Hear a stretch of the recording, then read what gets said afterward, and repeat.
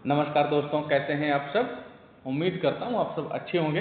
आज का सेशन बहुत ही महत्वपूर्ण रहने वाला है। संस्कृत भाषा बहुत से लोगों को समझ में नहीं आती है और संस्कृत और इंग्लिश में से एक सब्जेक्ट लेना ही पड़ता है और इंग्लिश भी बहुत से लोगों को समझ में नहीं आती है। तो संस्कृत को एकदम ईजी तरीके से समझाया जाएगा, एकदम ईजी तरीके से बताया जाएगा, जीरो से, जो समझ में आएगी ही आएगी। तो चलिए देखते हैं, जिन लोगों को समझ में आएगी वो कमेंट जरूर करें। तो सबसे पहले संस्कृत शब्द जो है इसका क्या अर्थ है, तो इसका अर्थ है शुद्ध, परिमार्जित, परिष्कृत और परिनिष्ठित। तो अतः संस्कृत भाषा का जो अर्थ निकल के आता है शुद्ध एवं परिमार्जित भाषा। संस्कृत भाषा में त्रिमुनि किसको कहा जाता है, यह प्रश्न बनता है। इसमें 4 नाम दे देगा, कोई भी 4 नाम दे देगा, एक नाम बीच में गलत दे देगा, 3 सही नाम दे देगा, उसमें कन्फ्यूजन हो जाता है। तो इसलिए आपको ध्यान रखना, संस्कृत भाषा की जो त्रिमुनि है पाणिनि है। पाणिनि की बहुत ही प्रसिद्ध रचना है अष्टाध्यायी, जिसको हम आगे अगले चैप्टर में पढ़ेंगे। उसके बाद आते हैं कात्यायन। कात्यायन का दूसरा नाम वररुचि भी है, तो कंफ्यूज करने के लिए कात्यायन की जगह वररुचि लिख सकता है, तो आपको ध्यान रखना पड़ेगा। तीसरे नंबर पर है पतंजलि। चलिए अष्टाध्यायी को देख लेते हैं कि अष्टाध्यायी में क्या क्या प्रसिद्ध है, जो बार बार पूछा जाता है, हम उन्हीं को देखेंगे। बहुत इंपॉर्टेंट हैं जो हमने खुद लिख रखा है, तो आपको बस ये नोट्स लिखते चलना है, क्योंकि जब लिख लेंगे तो बार बार देखना नहीं पड़ेगा, इसलिए नोट्स बनाते चलें। अष्टाध्यायी जो है व्याकरण शास्त्र का महत्वपूर्ण ग्रंथ है। अष्टाध्यायी की रचना महर्षि पाणिनि ने की थी। अष्टाध्यायी में 8 अध्याय हैं और प्रत्येक अध्याय में 4-4 पद हैं। तो टोटल पद कितने हो गए? 32 पद हो गए। अष्टाध्यायी में लगभग 3978 सूत्र हैं, जिसे लगभग 4000 कह सकते हैं, या 3978 सूत्र हैं, तो लगभग में 4000 मान लेते हैं। पाणिनि को क्या कहा जाता है? सूत्रकार। क्यों? क्योंकि इन्होंने अष्टाध्यायी में ये लगभग में 4000 सूत्र लिखे हैं, इसलिए इनको संस्कृत का सूत्रकार कहा जाता है। ये प्रश्न बन जाता है संस्कृत में, या इनमें से सूत्रकार कौन है, तो ऑप्शन दिए होंगे, तो देखते ही पाणिनि को कड़ाक से मार देना है। अष्टाध्यायी का प्रथम सूत्र क्या है, ये भी पूछ लेते हैं बहुत बार, तो वृद्धा द्वेष है। अष्टाध्यायी का अंतिम सूत्र क्या है, तो अ है। अगले पेज पर चल लेते हैं। महर्षि कात्यायन या वररुचि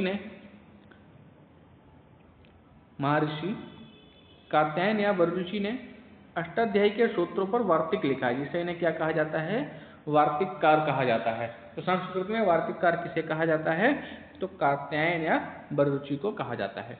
महर्षि पतंजलि ने अष्टाध्यायी के 4000 सूत्रों पर एक विस्तृत भाष्य लिखा है, जिसे महाभाष्य कहा जाता है, और इनको क्या कहा जाता है? भाष्यकार कहा जाता है।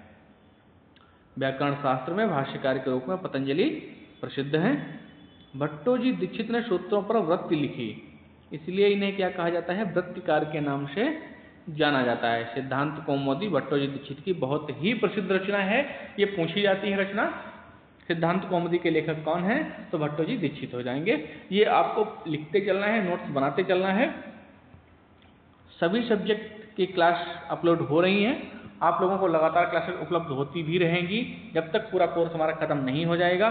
पेड क्लासेस वाले यूट्यूब पे क्या करते हैं, सिर्फ डेमो डालते हैं अच्छे से, उसके बाद जब आप पेड क्लास ज्वाइन करते हैं तो फिर एकदम नो कोई प्रैक्टिस होती है उसमें, और ना ही कोई प्रैक्टिस करवाते हैं। वो सिर्फ थ्योरी लिखवाएंगे और इतनी थ्योरी लिखवा देंगे जो याद करना असंभव हो जाता है।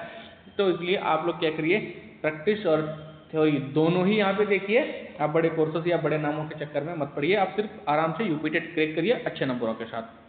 अक्षर पे चलते हैं, वर्ण पे चलते हैं। न क्षरत इति अक्षरः, जिसका क्षरण नहीं हो सकता अर्थात जिसका विनाश नहीं हो सकता, उसको हम क्या कहते हैं? अक्षर कहलाते हैं। वो छोटा बड़ी जो भी है, ये सब वर्ण हमारे क्या हैं? अक्षर हैं। वर्ण 2 प्रकार के होते हैं, कौन कौन से होते हैं? नंबर 1 पे स्वर होते हैं, नंबर 2 पे व्यंजन होते हैं। स्वर जो होते हैं वो अच के अंतर्गत आते हैं। महेश्वर सूत्र आप लोगों ने सभी ने पढ़े होंगे, बीटीसी डीएलएड में महेश्वर सूत्रों को बहुत अच्छे से सभी लोगों ने पढ़ा होगा। तो महेश्वर सूत्र कितने हैं? 14 हैं। भगवान शिव के डमरू बजाने के जो स्वर निकले थे उनको लिखा गया था, तो वही संस्कृत की वर्णमाला है, उसी के आधार पर संस्कृत के वर्णों का विकास हुआ है। और 14 महेश्वर सूत्र बहुत ही इंपॉर्टेंट हैं, आप लोग उनको भी याद करके रखिए। महेश्वर सूत्र जो हैं वो अगले वीडियो में मैं नोट करवा दूंगा कभी भी।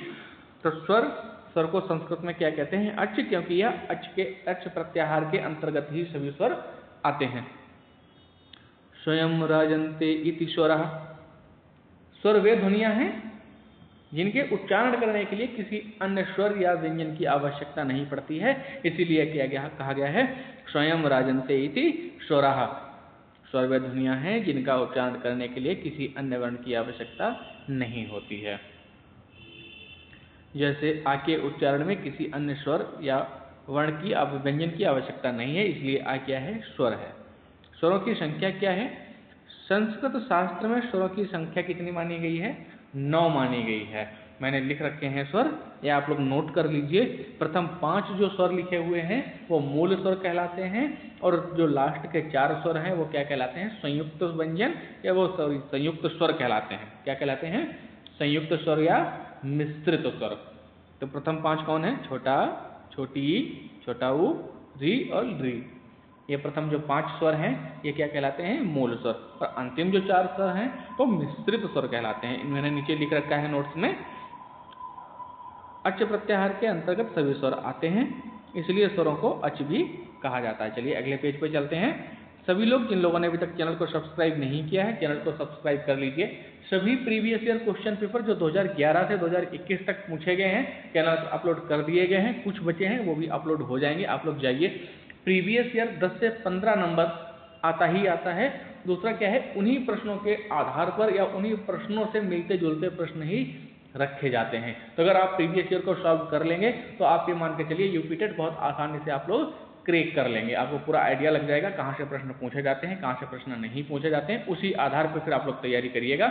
तो इसलिए आप लोग चैनल पर विजिट करिए और वहाँ जाइए प्रीवियस ईयर को देखिए। चलिए देख लेते हैं। मूल स्वर 5 हैं। मूल स्वर कितने हैं? मूल स्वर 5 हैं। आ, ई, उ, री और री, ये 5 मूल स्वर हैं। संयुक्त स्वर कौन से हैं? ए, ओ, ए।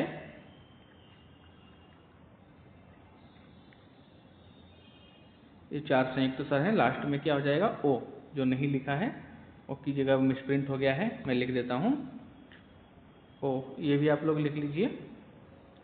ये चारों क्या हो जाएंगे? संयुक्त स्वर हो जाएंगे। नीचे लिखे हैं, आप लोग नीचे से देख लीजिए। आ और ई मिलके ए बन जाता है। छोटा और छोटो ऊ मिलके ओ बन जाता है। आ और ए मिलके ए होता है। छोटा और ओ मिलके औ हो जाता है। ये चारों संयुक्त स्वर इसीलिए कहा जाता है क्योंकि ये दूसरे स्वरों से मिलके बने हैं। अगले पेज पे चलते हैं। स्वरों के भेद कितने हैं सभी लोगों ने पढ़ा है, लेकिन आप लोग लिख लीजिए। बेसिक से नोट्स बनाना है, इसे 0 से नोट्स बनाना है, तो इनको आप लोग नोट्स बनाते चलिए। अगला सेशन और भी शानदार होगा। अब ये बेसिक है तो बेसिक सेशन में सिर्फ बेसिक चीज़ें ही हम लोग देख रहे हैं। पहला सेशन है तो बहुत ज़्यादा कठिन नहीं करते हैं इसको हम। स्वरों के मुख्यतः 3 भेद होते हैं: ह्रस्व स्वर, दीर्घ स्वर और प्लोक्त स्वर। जिन स्वरों के उच्चारण में एक मात्रा का समय लगे उन्हें ह्रस्व स्वर कहते हैं। इसमें सभी मूल स्वर हैं, जैसे अ, ई, उ, री।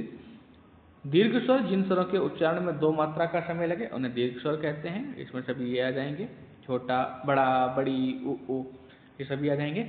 जिन स्वरों के उच्चारण में 2 मात्रा से अधिक अर्थात 3 मात्रा का समय लगे उन्हें प्लुप्त स्वर कहते हैं।